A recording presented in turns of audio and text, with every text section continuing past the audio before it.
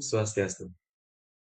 Perkenalkan, nama saya IGD Agus Sayang Purnawan, NIM 0581136641, UPBJJ UT Daerah Denpasar, Program Studi Manajemen.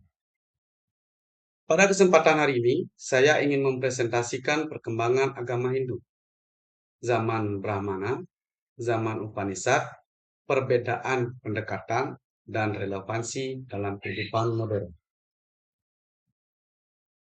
Zaman Brahmana. Zaman Brahmana adalah di mana kitab Brahmana disusun sebagai pedoman ritual.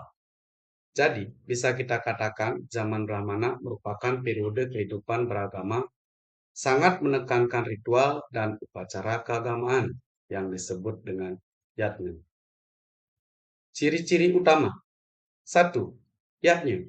Kegiatan keagamaan berpusat pada ritual dan persembahan.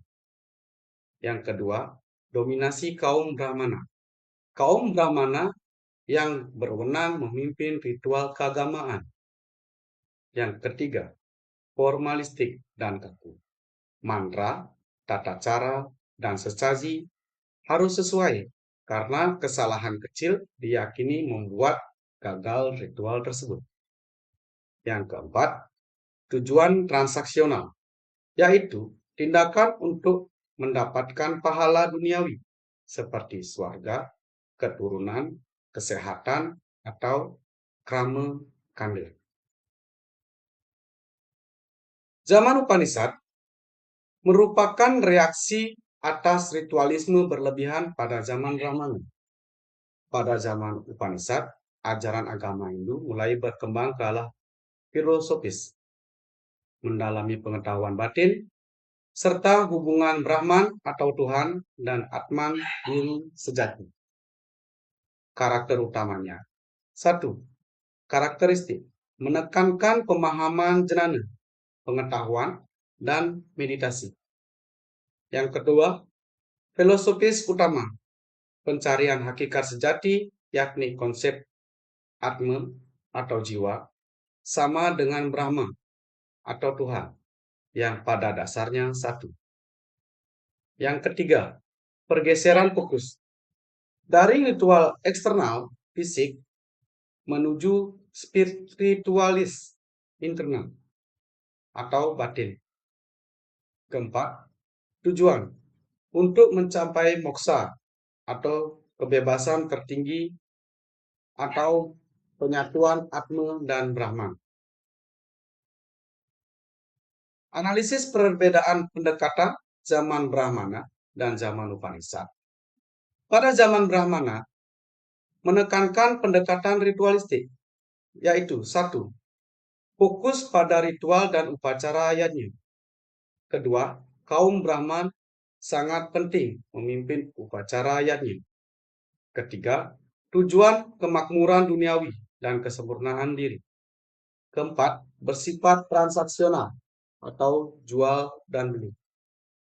Pada zaman Upanishad, pendekatan filosofis sangat ditekankan, yaitu 1.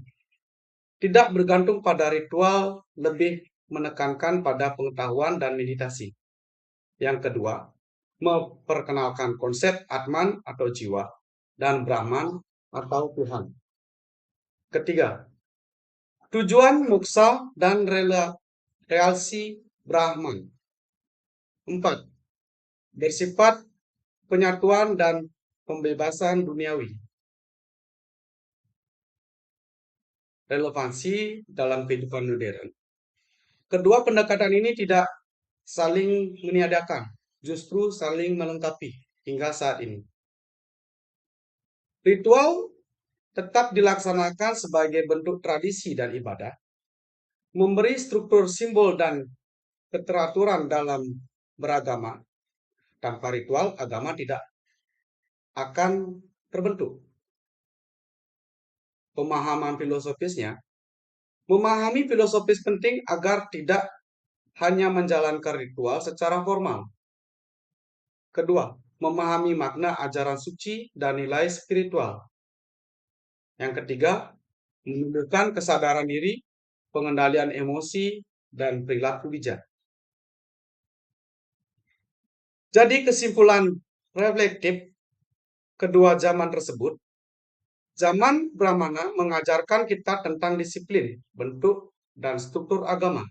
Sedangkan pada zaman Upanishad, kita diajarkan tentang isi, makna, dan jiwa agama. Ibarat ritual adalah tubuh dan filsafat adalah rohnya.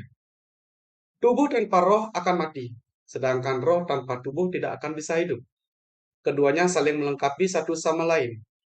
Maka beragama Hindu di era modern, kita harus mempunyai kemampuan menyelaraskan keduanya. Tangan kita ngayah dan pikiran kita juga harus selalu ingat kepada Tuhan. Baik, mungkin itu presentasi yang bisa saya sampaikan. Terima kasih atas perhatiannya. Saya tutup dengan para Santi. Om Santi, Santi, Santi Om.